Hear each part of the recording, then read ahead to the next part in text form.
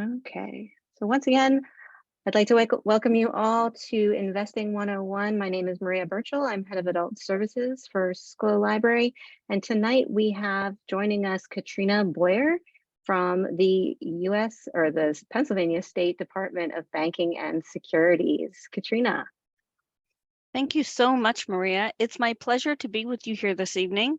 And I encourage you to put those questions in the chat at the end of the session. If once Maria has stopped the recording, I would encourage you, if you want to unmute yourselves, you're welcome to unmute yourselves and ask your questions live. But throughout the presentation, if you have questions, that chat is the best option. So with that, my name is Katrina Boyer, and we are talking today about Investing 101. And the top topics that we're going to be covering are saving, investing, and budgeting. I'm going to talk a little bit about sort of the main investing categories that we think about, meaning stocks, mutual funds, bonds, and savings. I'm going to talk about my favorite thing, which is the investing snowball.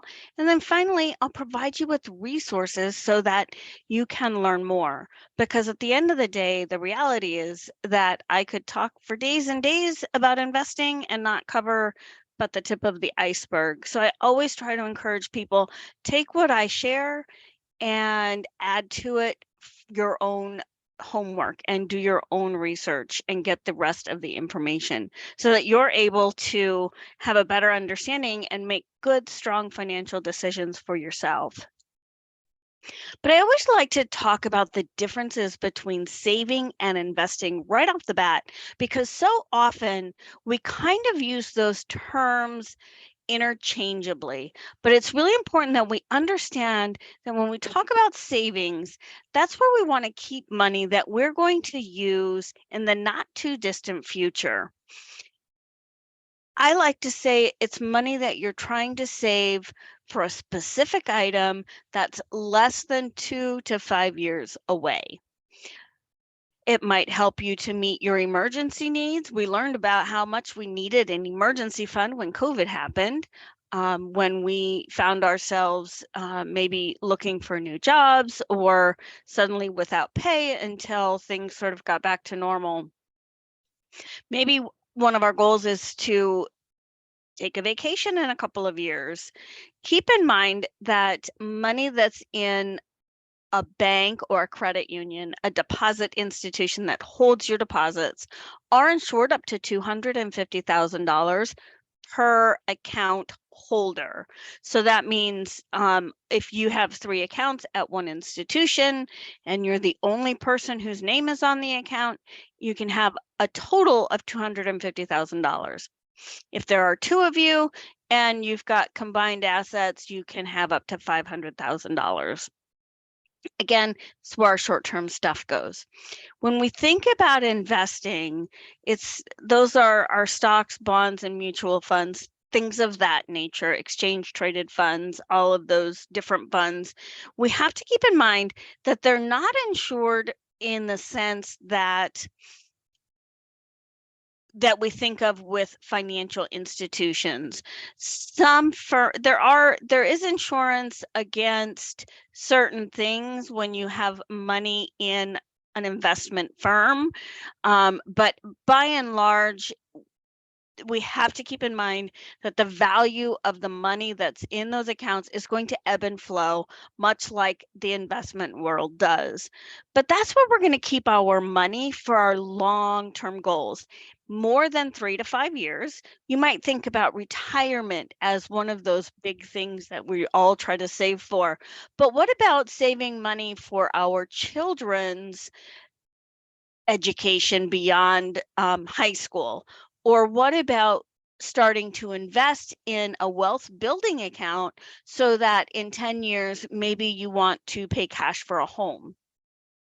Those are some things that we can sort of think about when we're looking at investing. And I like to point those things out because it's important that we understand the difference between the two before we go on much further. So then once we have that understanding, we want to make sure that we start to think about organizing where we're going to put our money, because we want to make sure that we're setting aside those funds for the money that we need to spend to live on.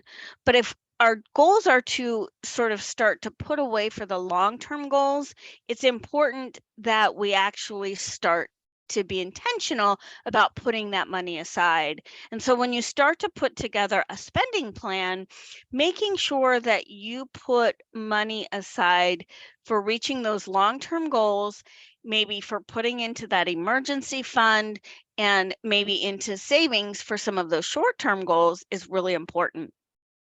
And I think Ben Franklin said it really well when he said that if we fail to prepare, we're actually preparing to fail. And that's something that we don't necessarily think about. And I don't know about you, but I know for me, there have been times in my life where I got paid on Friday, and by the following Wednesday, I was trying to figure out when the next payday was. And that's easy for us to do. So making sure that we are organizing and we plan where all of our money goes can go a long way in helping us to do that. And when I think of a monthly spending plan or a monthly budget, I think of a piece of paper and a pen, because that's what my dad did. He had a canvas covered journal log, and he could actually look back for years and years and years and tell us what he'd spent every month for as long as I think him and my mom had been married. But the reality is, there's a ton of different ways that we can organize our money. We can do it with the hand, with paper and pen. But there are tons of software programs out there. There are applications on our phones.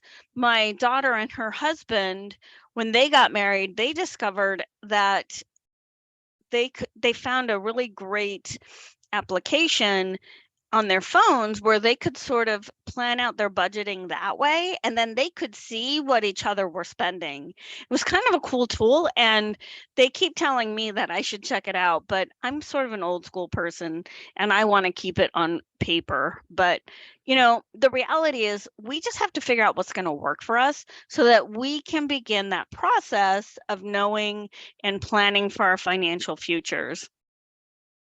And I always tell people, when you start to think about investing and reaching those long-term goals, we're not planning to do this overnight, right?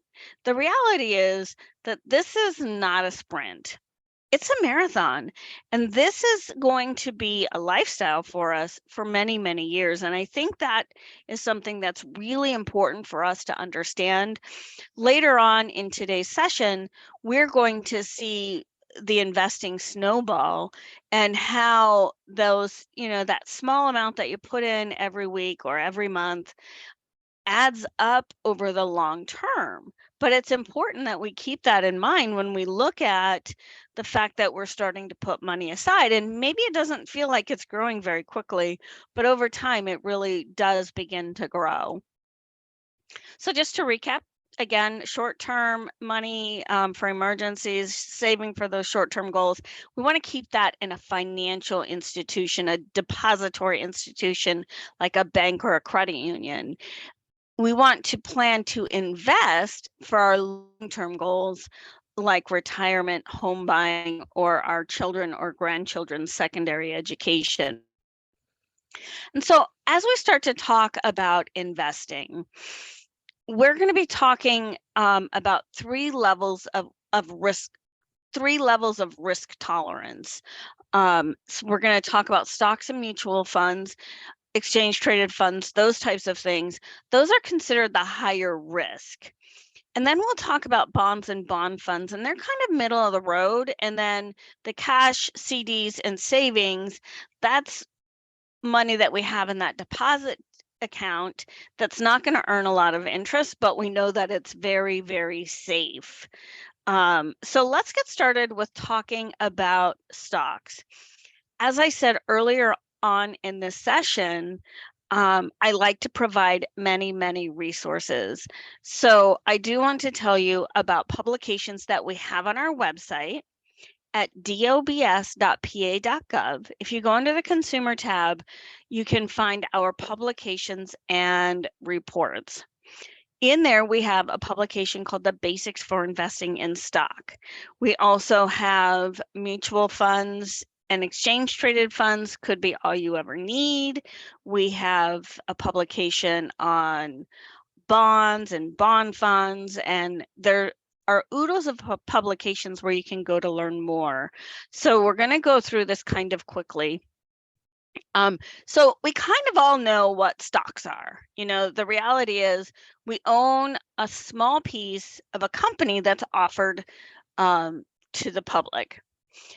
Now, that doesn't mean that you can go into Starbucks because you've got 5 Starbucks shares and you can go in and tell them that you want the Grande or the Venti caramel macchiato because, well, you're a shareholder and that entitles you to this. It actually doesn't work that way. But what it does entitle you to is if the company pays out dividends, you might get a check in the mail. But it helps you to, by investing in different stocks, you can start to build an investment portfolio.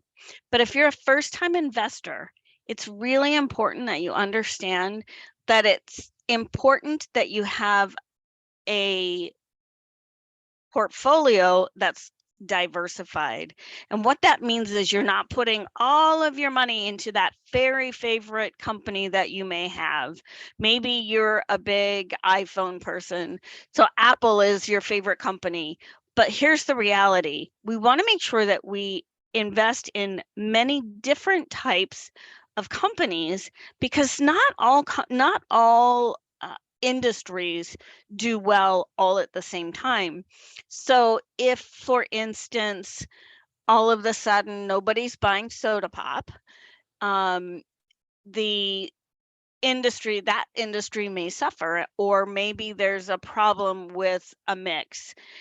Suddenly the soda pops shares aren't doing so well because everybody's on a health kick. And they're not doing so well, but travel's really up. Everybody's enjoying traveling. So maybe the shares in your favorite airline is really growing. So it's important to remain diversified.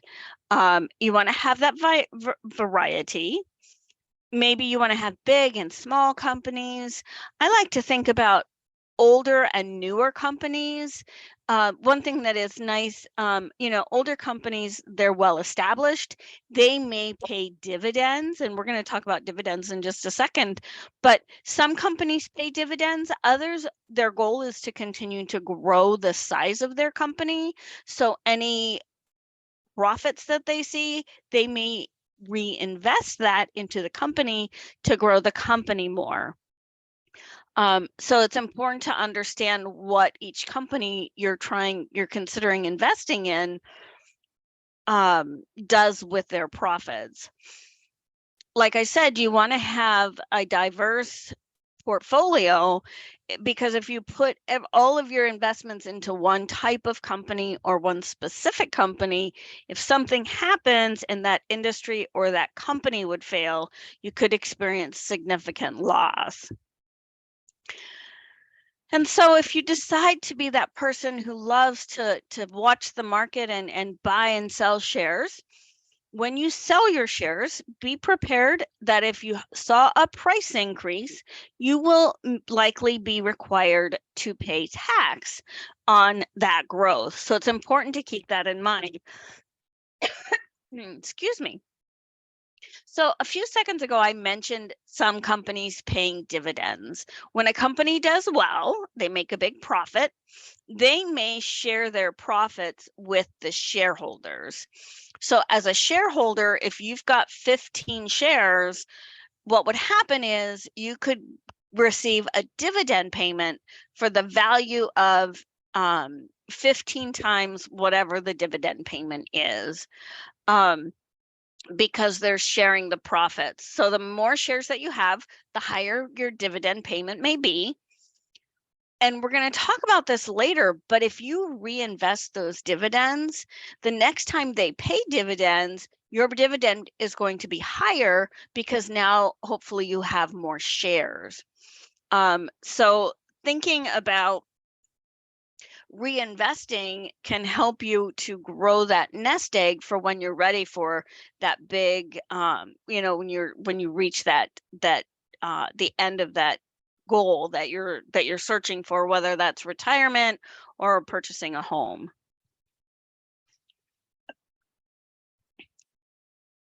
So we have to keep in mind that if you look at the history of the stock market, and all the things that we've talked about up until this point have involved stock and stock market, the reality is that that's kind of like a roller coaster, right? The value is always coming up and going down. If you look here at this graph, this is an older graph, but it shows stock values really went down in 2008, 2009 when the housing bubble burst and we had that economic downturn. You can see that the market really took a hit, but you can see that it came back pretty quickly. And then in 2020, by the time 2020 came, the market was in better shape than it had ever been. And it was much higher than even you see here. And then when COVID hit, we saw another dip, and the stock market, the reality is it's always coming up and down.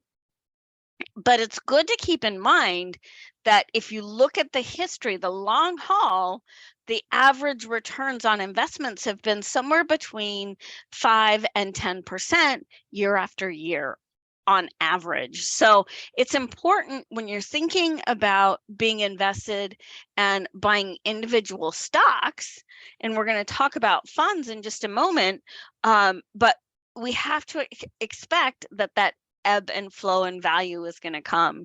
So it's important that we don't panic if suddenly the stock price has gone down. Rather than selling at a loss, it might make more sense to write it out and see what happens, because hopefully it's a situation where it was in 2009, we saw it really went low, but if you just wrote it out, the value came back up. So the next thing that I want to talk about are mutual funds. I don't know about you, but I don't have a lot of time to sit back and study which stock I want to buy. That's a lot of work, and I did enough homework in college. So a mutual fund is another alternative. A mutual fund is basically a basket of a whole bunch of different stock. And you can see here in the graphic, you've got a mutual fund they can sometimes have hundreds of different companies in them, and it might include money markets, it might include bonds, it might include some cash. But the cool thing is that with a mutual fund, I don't have to do a lot of homework. I can research the fund, I can see the history of the fund and see how it's done. But basically with a mutual fund, you've got hundreds or maybe even thousands of people who are all putting their money together to go into this basket of money that we can have baskets of shares. Now, there are exchange traded funds and there are other types of funds, but the reality is that funds are a big basket of stocks or investments. They may have other types of securities. They may have commodities. But the reality is that this is one way that you can invest in something that has more growth potential than some of the other forms of investing. And it takes a little bit less time to see, for the research part of it. Like I said, it might include thousands of investors. There are fund managers who do their homework and they do their homework, and they decide, okay, this company, and that company are the companies we're going to put into this mutual fund. They're going to issue paperwork that says these are the goals for this fund. What's cool is those profits and those dividends that I talked about get automatically reinvested, and they're added to that investing snowball. And we'll learn about that in a little bit. But what's nice about these types of funds is that diversification is sort of built in automatically. So again, you're not having to research 25 or 30 or however many different types of stock. It's done for you. And you can sometimes actually start to invest through a mutual fund with as little as $200. And I've recently seen where you can open a money market, a money management account to start investing with as little as $5, as long as you are doing some automatic deposits or automatic transfers into those accounts. So, so many of us get that stuck in our head that if I don't have a lot of money, I can't start investing. But that's simply not true anymore. There are plenty of different ways that we can invest, and hopefully you will tune in with us in a month when we talk about different types of investing accounts and different types of investment professionals. So I hope you'll tune in then when we are able to talk in more detail about that. But for now, I want to talk about bonds and bond funds. Now, it used to be, I remember as a kid seeing, the Uncle Sam sign that said that you needed to invest in federal bonds to help support the war effort. But the reality is a bond is basically a loan that we lend money to a government entity or a company for a defined amount of time. And the first type of bonds that we're going to talk about are issued by the feds. And then those will typically say, you invest in this bond, you purchase this bond in so many years, it's going to be worth this much. With state or local bonds, it's a situation where, and Philadelphia actually had a bond on their voting. They were voting in a bond a few years ago. And basically what was happening is they needed to redo their water infrastructure, and the water company didn't have the money to do that. So they wanted to issue bonds so they could do the upgrades. And the bonds were going to be issued for, I think, 25 years. And what happens with that in those situations is that every 6 months, based on the bond, on the terms of the bond, an interest payment is sent to the bondholder. At the end of that 25 years, you get repaid the face value of the bond. So if you purchased a $5,000 bond, you'd get interest payments every 6 months based upon the interest rate. And then at the end of the period, that 25 years, you would get your $5,000 back. That's a great way to sort of bring in some income on a regular basis that you can count on. And then we have corporate bonds. If a corporation has an upgrade that they want to do, they may offer a bond offering as well. Now, what's important to keep in mind with corporate bonds is that the higher credit rating they have, the more likely you are to be repaid. Because the reality is with corporate bonds, there's always the chance, and this is why it's an investment, there's always the chance that the company may not be able to pay its debtors. Now, if you buy a bond from a corporation, if you invest in a corporate bond, bondholders are going to be paid first over everything else. So it's important to keep that in mind. If something would happen, you're going to be first in line to get repaid.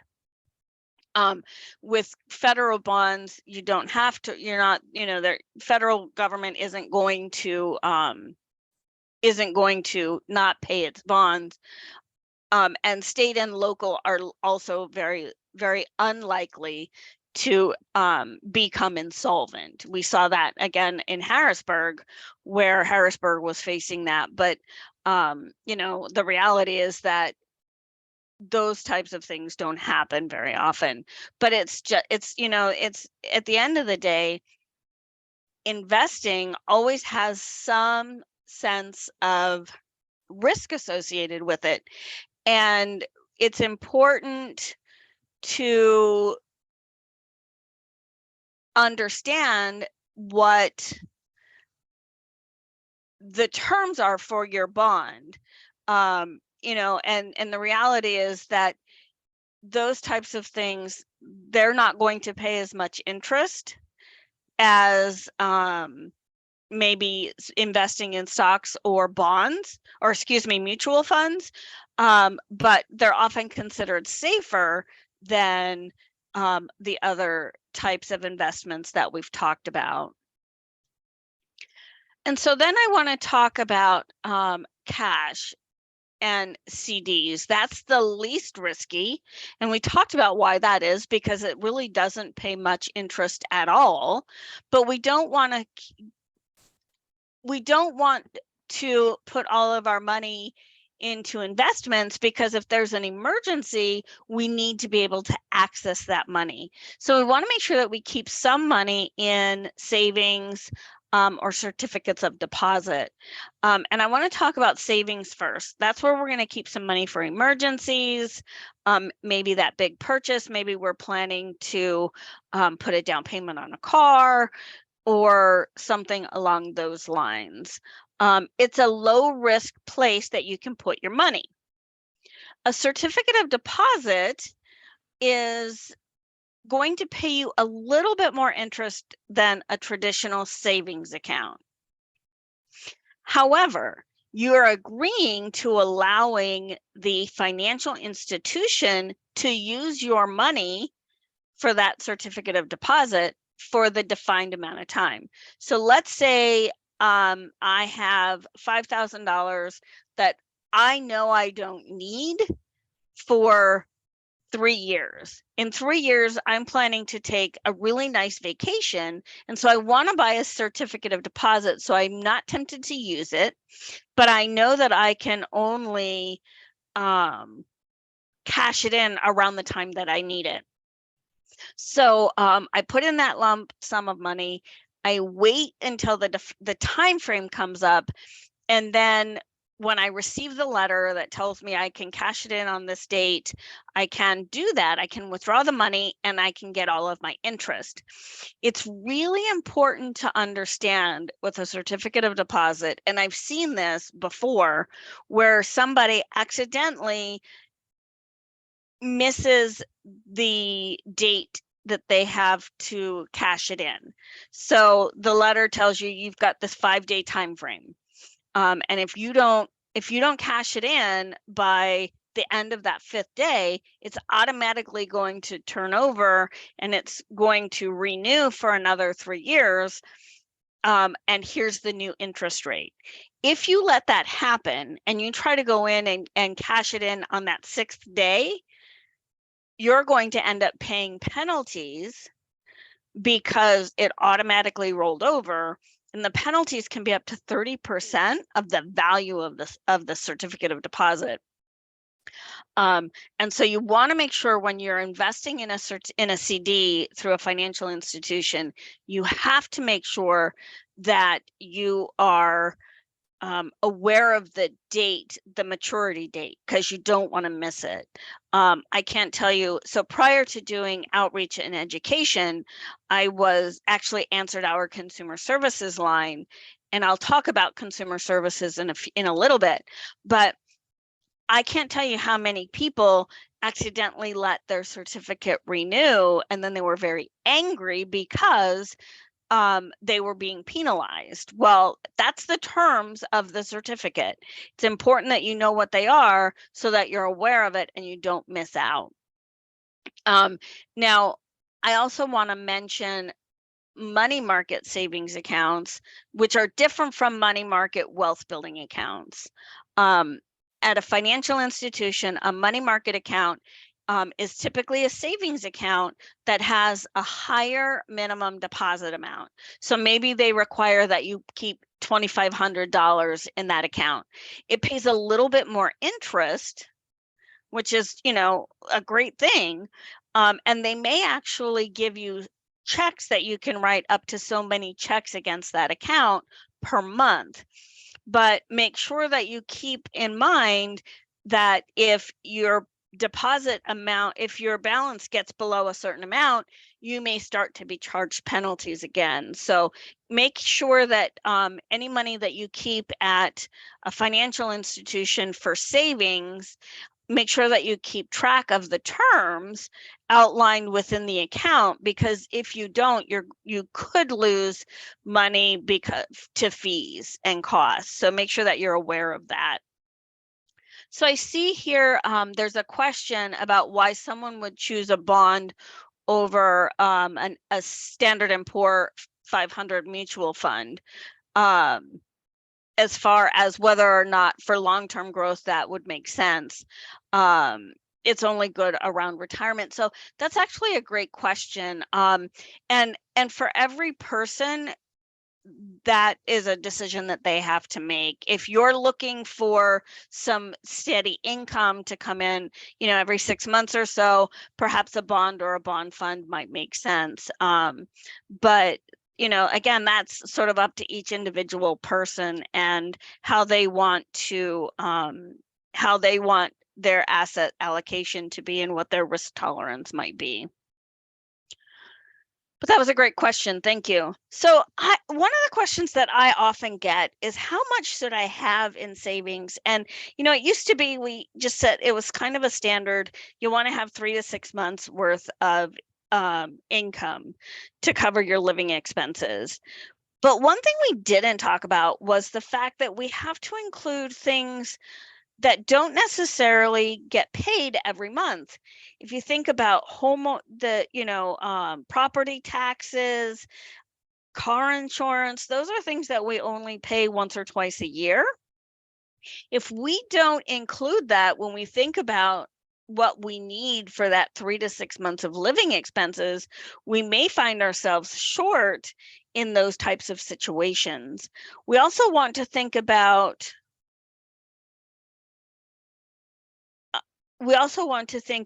having money available to us in the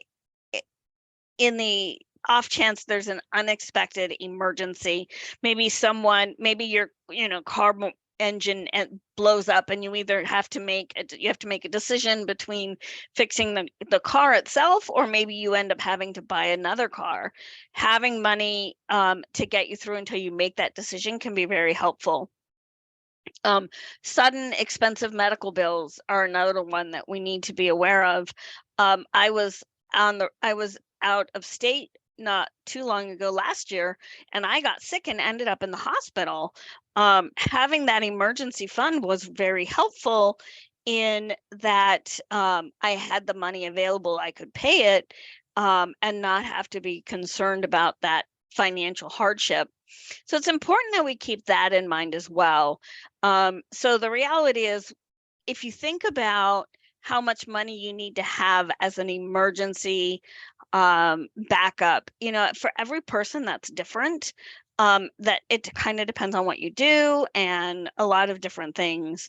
But having something is better than nothing.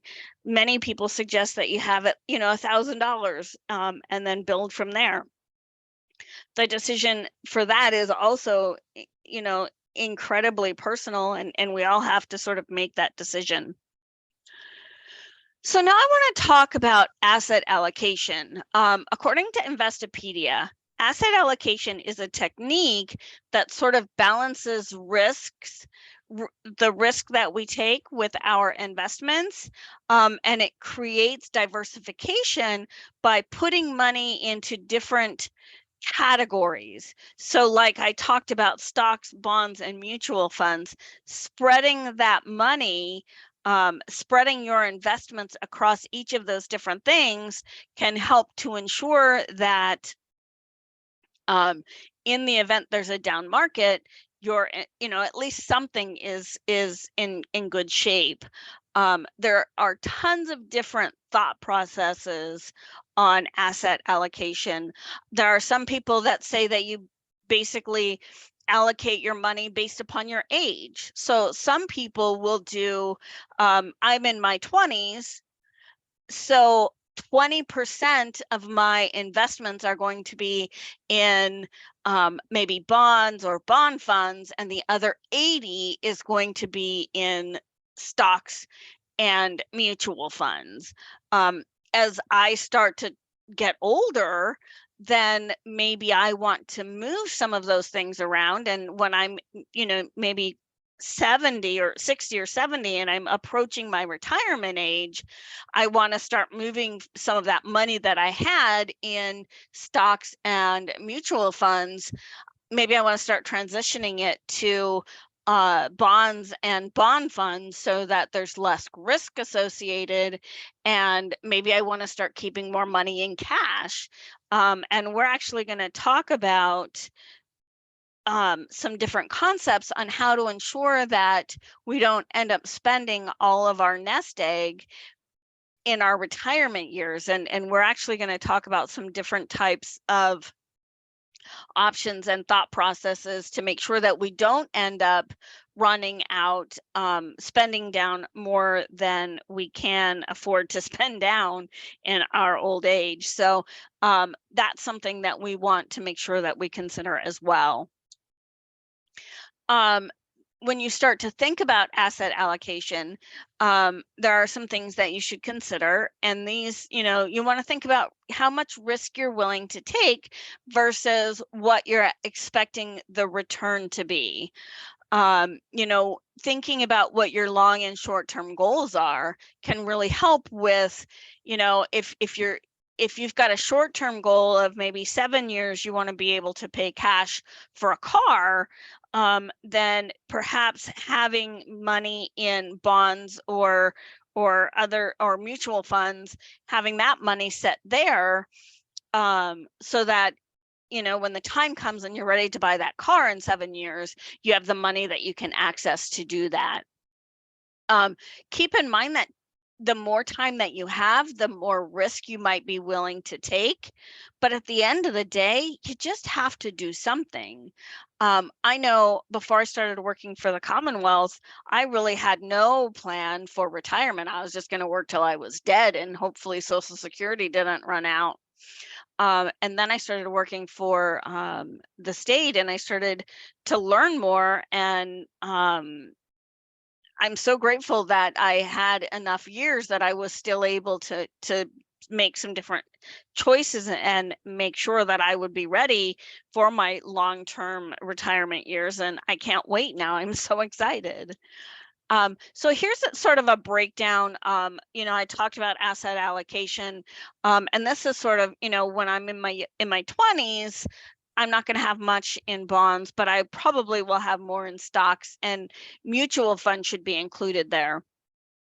As I start to get older, I'm going to have less money in stocks and mutual funds or exchange traded funds. I'm going to have more in bonds, and I'm probably going to have more available to me directly in cash, because when I'm 65, I need to start thinking about where's the money coming from that I'm going to live on in my old age once I've retired. But I think it's important to say, at the end of the day, we have to control our emotions when we start to think about investing. We don't want to panic. I've heard so many people, and my family was really guilty of it in 2009 when the market took that big hit. I have family members that decided they wanted to protect what they had left, and they sold all of their investments. We have to learn to ignore the negative headlines and remember what our goals are, and remember that we're in this for the long term. It can be easy to get panicked when we read headlines, and it's important that we hold on to those emotions. So I want to talk about some different strategies for investing. The asset allocation is one type of strategy. Another type of strategy that I like to talk about is dollar cost averaging. So basically with dollar cost averaging, the reality is that I'm going to take X amount of money every single payday or every single month, and I'm going to invest it into my investment portfolio. Let's say I'm going to take $100 every month. I actually was talking with a young new mom who was telling me that her business had done so well that she started putting $100 a week into an account for her son, who was not even 2 years old, because she wanted to be able to give him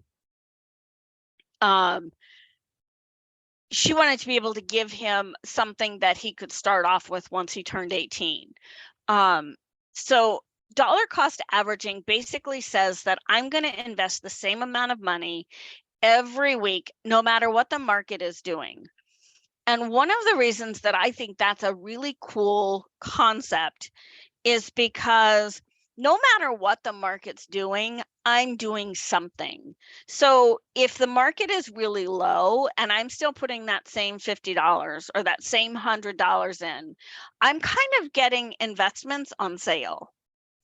And if I'm still investing, when that downturn turns back around, those stocks that I bought really inexpensively, those investments that I invested in, when the value comes back up, I'm going to earn significant profits on that. And so that's sort of the theory behind dollar cost averaging. It's basically I'm going to start this process. No matter what's going on, I'm going to continue to put this money in. Dollar cost averaging it doesn't necessarily work if you're looking to start, if you have a big chunk of money all of a sudden. That this is more long-term, slow and steady. If you do find yourself with a big chunk that you want to invest, that's a different, there are different ways that you may want to consider investing in that. So make sure that you understand what you're getting into with that. So I've mentioned several times the investing snowball. And basically what that is compound interest. So the concept of having money in my account and getting paid interest in my savings, and then letting that interest stay in the account and roll over, then the next time I get paid interest, I'm going to earn interest on interest. So that's a concept that can really help when we start seeing that in the long term. That can really help us to grow our savings. If we take that same concept and apply it to our investing, we're even in a better place. So that's where the investing snowball comes into play. So we leave our interest, so then we start to earn interest on interest. And then we have investment dividends, or we've got those mutual funds that automatically reinvest. Well, if you reinvest that dividend payment, you're able to get more shares, or at least more partial shares. That's going to add to your snowball effect. Your interest on interest also adds to your snowball effect. And so basically what happens is, and we see this in cartoons, where you start at the very top of a hill and you've got this little bitty ball. That's a little bitty ball of money. Think about it that way. And over time, you're adding to that. And so the ball gets a little bigger. And as the ball starts to roll, you've got the you're continuing to add, and then you've got interest that's continuing to accumulate, and you've got dividends that are going back into your investments. And all of a sudden, you have so much more money than you did when you started. So I want to show like a real life example. So Sam's friend, he decided he was going to save money, and he didn't trust financial institutions. And so he just put $100 a month into his savings jar. And he did that faithfully for 40 years. At the end of 40 years, he had $48,000.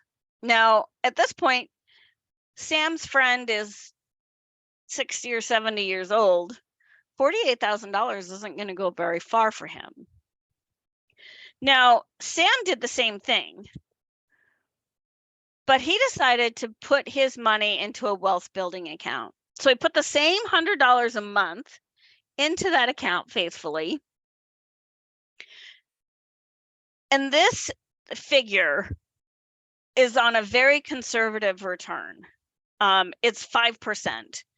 The reality is that if you look at the history of the market, the average return is something closer to 7 to 10%, but I'm required to use the 5%.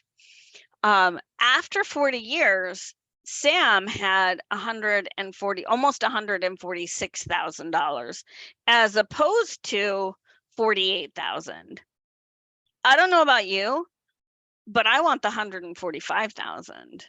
And the reality is, this is assuming that Sam never added to how much he was putting into his account. Most of us, as we earn more money, we start to put more money away for our long-term goals, our long-term needs, our retirement needs. So the reality is that Sam, over his lifetime, his working lifetime of 40 years, he probably increased that, which can go a really long way in helping to help him build his nest egg for his retirement. Oh, I'm missing some slides. So before I answer questions, I do want to provide you with resources. My resource slide is apparently missing. I would encourage you to learn more about investing on the SEC's website. The Securities and Exchange Commission has a great website. It's sec.gov, or they have an investor side, and I'm going to put this in the text. They actually have a specific website for investors, and it's investor.gov. That's a great website. Another one that's a really good website to learn from is the it's NASA, the Securities Administrators Association, and they have a website.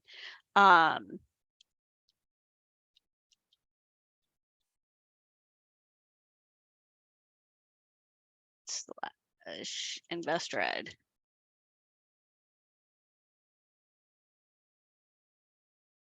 They have a really great website as well. And then I provided you with our website, dobs.pa.gov. If you go into our publications page where I talked about the stocks and the other publications we have available, we have some great resources on each of the different types of investments that I talked about. There's a really great publication that has information on mutual funds. I noticed that I had some questions about different types of mutual funds and dividends, and not dividends, mutual funds and exchange traded funds. There's a great publication in our website that actually talks more about those. But before we go to questions, I do want to go to my contact slide. If you have any questions after today, you are more than welcome to email me at katrboyer@pa.gov, or give me a call I am on the road about 60% of the time, 60 to 80% of the time, depending on the time of year. So email is typically best.